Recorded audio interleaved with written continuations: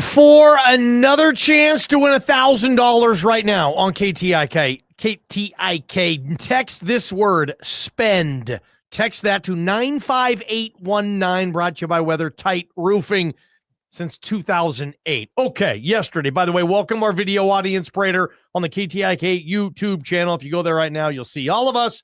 We're ready to go. We're happy. We're going to take questions in the comment section of the YouTube channel as well, so you guys can chat and do all that stuff live as we talk about on paper, a Boise State defense that is struggling tremendously. Now, I don't think it's as bad as the stats compute. I just don't. I don't think this defense is that bad. I mean, a total defense, it's ranked 97th in America, 9th in the Mountain West. I don't believe this is the 9th best D in this league. So I think this will all average itself out. But as we give the defense a golf score in honor of your stupid Ryder Cup, I don't know where we're going to spin. This is kind of hard because I know what the stats say, Forrest. Yeah, and it is a mixed bag. I mean, the eye test for me is decent. The stats are not. The front line, the front half of this defense is pretty darn good. The back half is not. I think this is a dilemma that's kind of freaking a lot of Boise State fans out in terms of this defense. Even the trends in the history of, going back to the 21-22 season when Avalos and Danielson were in charge, Boise State was giving up 19 points a game. In the 3 seasons since then, with under Eric Chenander, they've gone 22.6. This is what they're allowing, to 25.6 to 28.3. They're giving up 28.3 points a game right now. And as you said, some of their stats are phenomenally bad. But this football team, this defense is not phenomenally bad. Maybe the back half of the pass defense is phenomenally bad. We'll get to that here in a minute. But let's break this sucker down, Ballgame. Yeah, a golf score. So pretty stinking easy. If this defense's unit is performing as you would expect, well, you're shooting par. If it's better than you'd expect, wow, that's a birdie. Maybe even deeper than that if they're tremendous somewhere. And Prater, if they're not so hot, well, that's a bogey. It could be a double bogey. I don't know if you're going to give a triple bogey out, but I didn't give any bogeys out yesterday in the offense. I didn't. I think we were. I don't know if I did either. We were both under our score. I think Greg was as well on this Boise State defense. Let's start this sucker off, you guys. 208-424-9300. Want you to comment as well on that. Greg, we'll start with you. We're going with the defensive line. Yeah, we're going with the defensive line, specifically the interior defensive lineman. I went with a Birdie here. I think Braxton Feely's been maybe the best player on the team, certainly the best player on the defense, I would say. And it seems like Deion Washington and David Latu were decent additions. So I went with a Birdie. I went with par, and I tried to think about a Birdie, but I just didn't go there. Their rush defense is 8th in the Mountain West, 167 yards a game they're giving away right now. Again, some of that is with Air Force, but some of the Air Force problems, as we knew, were straight from the passing game as well. Feely is a rock star, and I think Feely's going to be fine, although his last 2 games, the stat production has not been there at all based on the expectations of that guy. They've done a nice job of building a little bit of depth, but I'm not seeing a lot of production from that depth, so there's still a lot of work in progress right now. I think it's fine. I think it's perfectly fine. And guys, we're talking about the nose tackle, the D tackle, and the D end. Steege has been certainly okay. Rotating guys coming in and out. I can't think of anything else but just a routine par. Okay. 23 TFLs on the season, gentlemen. And out of those 23, 3 are made by the players that we're talking about. We're not counting JVM or Malachi Williams, just interior. It's not a ton of TFLs. The sacks we've talked about, they have 6 sacks on the season. Braxton Feely still leads this team in sacks with 1.5 that he had against UCF, like you guys are saying. I also went par, but man, this is one of those tap-in pars. I should have hit the birdie. Like I should have hit it. It lipped it. And then I had to kind of walk over all mad and kind of tap in the par. I'm a little between you and Greg on this one. If it was Braxton Feely, I'd give him a birdie. So what you're saying is I'm a better putter than you. Yeah, I made the birdie putt. Oh, nice. Greg, you would probably smoke me on the golf course. All right, Prater, let's get to the edge position specifically and start with you on this defense. Given my first bogey of the 2 days, the edge position, I think is really, really underperformed. I think Jaden Virgin Morgan is going to be just fine. He's one of the top 5 tacklers on this team, but he does have just the 1 TFL. He just has a half of a sack. And Bol and Sterling Lane, the transfer. Bol is a true freshman, so not a lot of expectations, although he has been playing, and the coaches really loved him. Sterling Lane is a transfer from the University of Arizona. Very, very little production out of those 2 guys. JVM is a one-man machine that's not quite got on track yet right now. Lack of production. I think the edge position is a bogey. Yeah, I agree. I think it's definitely a bogey. I think that JVM was supposed to be one of the stars of this defense, and we just haven't seen enough of him. XD just kind of 9th in the Mountain West in sacks. Normally, when you look at sacks, you're expecting your edge defenders to kind of lead the way. I don't know. Maybe Bol can come in towards the end of the season and provide a little bit of a shot in the arm for this pass rush, because I'm looking around for somebody to kind of light a fire under these edge defenders, and maybe it's him, because I don't know who else it is, because JVM's been a little disappointing. So for me, it's a bogey. Yeah, Boise State was number 1 in the nation last year in sacks. Now they're 9th in the Mountain West. Think about that, guys. Wow. Pretty crazy, man. Yeah, I mean, on paper, yeah, this defense is sometimes gross in a lot of areas. I just don't think this defense collectively is gross from what I've seen. Now, the edge specifically, yeah, JVM, we all know it. He's got a half sack this year in 3 games, okay? He's on pace this year to have like 4 sacks, guys, down from 10 last year. His backup, Malachi Williams, has more sacks than him with 1. JVM, and this is the part that chaps my ass a little bit, Prater, is that JVM on this thing, he has 1 TFL. 1. Yeah. Like that's your badass defender. That's your captain. That's your media days. You send him in the star and all this, and let's go. And he's gonna need that against App State, because he's gonna have a lot of opportunities, because they do throw a lot. But yeah, I'm going a bogey again at the edge position. This has not been what Boise State fan was hoping, especially the last couple of years of this position where you're getting a 10 sack guy. Again, he's got a half a sack after 3 games. Do the math and see what he's on pace to get right now. Needs to be better. All right, let's keep moving and go to the linebackers. Ballgame, I'll throw it right back to you. Linebackers, where are we going? Linebackers, I went par. I think Marco's having a nice year, but I hate to do this, but the stats just don't allow me, I think, to give the position a birdie. I mean, Marco, sometimes you think, well, linebacker, you're going to lead this team in tackling. He doesn't. That's Ty Benefield. Marco also has 1 TFL, kind of a game-changing play. He's been steady, McGee, and that's cool with me. Jake Rip, he's played a lot of football this year. He's we're kind of waiting on the Ripper. So I went a par here.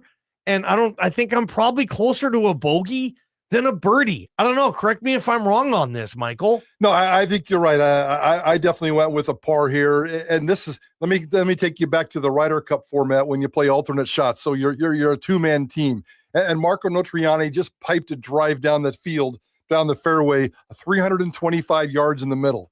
And then Jake Rip, in his approach shot, ended up in the sand. Okay. So, Jake Rip is a good football player, but the linebacker room at Boise State's literally a 2-man show. It's Marco and Jake Rip.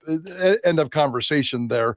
Bone Phelps has done a nice job of giving some juice at the bottom and should get some credit, especially with the way that he played against Air Force. Absolutely. I don't know long-term where he is. I'm excited about the future of that, but we'll see how that plays out. Maybe at one point he does replace Jake Rip, depending on what they want to do there. Marco's a star. Marco's a stud. 4 quarterback hurries. I mean, nobody else on this team has more than, your boy Malachi Williams from the Vandals has 3. Mm-hmm. That's it. Everybody else on this team just has 1. The linebackers, an easy par. Yeah, I think it's an easy par as well. First off, it's the one position in today's day and age of football, collegiately and professionally, where you don't need as much depth because you're pretty much playing 5 DBs all the time. So I think from that standpoint, the fact that after Notriani, there's a little bit of a dip, you can kind of get away with it. The fact that you have that horse in the middle, who's your Mike, who's kind of everywhere on the field, is enough for me to still have this at a par. And, again, like Prater said, hopefully there's a few names behind Notriani that emerge throughout the season to give them a little more depth there. But I think they, for the most part, can get by with what they have. It's a straightforward par. for me as well at linebacker. Now we get to the more animated part of the conversation, I would imagine. Let's start on the outside of the defensive backfield with the corners. Johnny, what do you got? Double bogey, and you guys can tell me stats. You can do whatever you need to do. Well, this and that. It wasn't his fault. It was actually that guy's fault. I don't care. It's the same issues I saw last year. Jeremiah Irby tremendously struggles with the deep ball. I don't know if it's finding it, making a play on it. He's messed up way more than he's made plays. McCoy, they don't test as much, but I mean, there's 2 interceptions in the last 17 combined games from your corners. They have 1 each, and none this year. And then they just get torched by teams like Air Force. And every single time the last 2 years, the opponent has went deep on Boise State. I've just said in my head, that's going to be a completion. If not, it's going to be a flag.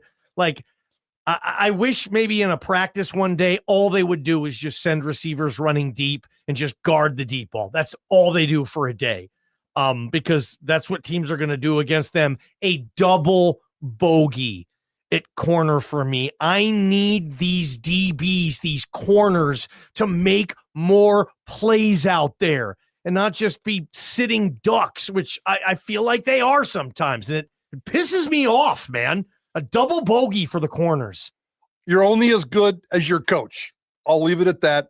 The cornerback room at Boise State has a double bogey, maybe even a triple bogey with 1 ball out of bounds. It's that bad. Oh, I went double bogey. I can't argue with a lot of it. And the other thing that I'm wondering here, and I think your point about the coaching and DeMario Warren, and we asked the question in the 3:00 hour, well, could some of this be Spencer Danielson because his background is on the defensive side of the ball? And if we're asking the same questions year in, year out about problems on the defense, then what does that say about the coaching staff? I think those are all fair questions, but I'm also looking at these guys, Amari McCoy, Jeremiah Irby, Devon Banks, all experienced guys, right? I'm expecting some more leadership. Somebody step up, make a play. I mean, we're already talking about, if we're going to say JVM's been a little quiet and he's another guy that's been with the program for a while, then wouldn't you expect one of these veteran corners to just light a fire under the rest of the secondary? If they're good enough. Yeah, it doesn't seem like that's happening. So either they're good enough and they're not being coached well, or they're just not good enough. Not good enough, maybe. And they're not being coached well. Those are both problems. So it's definitely a double bogey for me with the corners as well. Let's wrap up with the safeties. Ballgame, obviously Ty Benefield, one of the horses on this defense. What do we think about the safety room? Yeah, I mean, at this point, am I looking at my grades and saying, wow, this defense, it's not as bad as it looks on paper, and then I look at my golf score, oh, maybe it is. Do I save grace here and go, okay, here's a birdie putt. Ty Benefield is on his way to a first-team all-league type of season. He's the best player on the defense. He's the only defender with a pick, right, Prater? Tolmere has one as well. Oh, yeah, you're right. Tolmere has one, but he's the only guy who plays who has a pick. Tolmere's was in garbage time, and he's leading this team in tackles. Ty Benefield is. I could probably say, look, Ty Benefield's the best player on this team right now, and it's hard for people to argue unless they say, dude, Cage Casey. It's like on that level. Zion hasn't done much at the other safety, and the nickel has been not good. Devon Banks had struggled immensely at that position. And then Mickey didn't even get a chance to play it because it was Air Force. I'm going a par. I'm going Benefield. It gives this thing a par, but the nickel hasn't been near where it was last year with Shea Oladipo, who was a first-team all-league player who had 5 sacks. I don't have any sacks from the secondary players this season yet. So I went with a par, and I'm being really nice there, Michael Forrest. Ty Benefield is a double eagle. I think you're wrong about Zion Washington. I think Zion Washington has been a rock star and maybe one of the bigger surprises on this football team. I think he has been incredibly productive. I think he's been available. I think he's been a product. I think he's the most improved player on this defense right now. And if it wasn't for Marco Notriani, I would say that Zion Washington is the second best defensive player on this football team right now. So I think the 2 safeties are absolute studs. The nickel, as you pointed out, between Devon Banks or whoever, Mickey coming in, that's an incomplete, that's a flunk job. So the top heavy part tells me they could do birdies. The bottom heavy part tells me bogeys.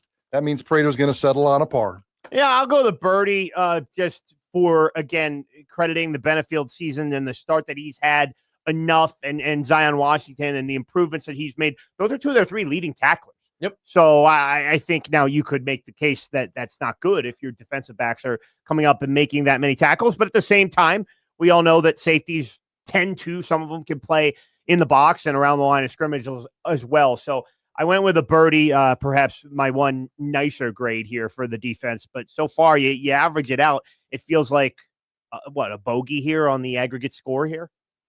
Yeah. I think if we gave the offense yesterday a par, I think the defense today deserves a bogey. Agree. Yeah. So what do you think? 208-424-9300. Quick question. With this offense for Boise State, with this team in particular, you think you should still run running back by committee, or do you want to give the gig to one guy and give him 70, 80% of the touches? What do you think this team needs the most? 208-424-9300 on the Taco Bell hotline. It's KTIK, the ticket. From the Beacon Plumbing Traffic Studio, this is Ticket Traffic.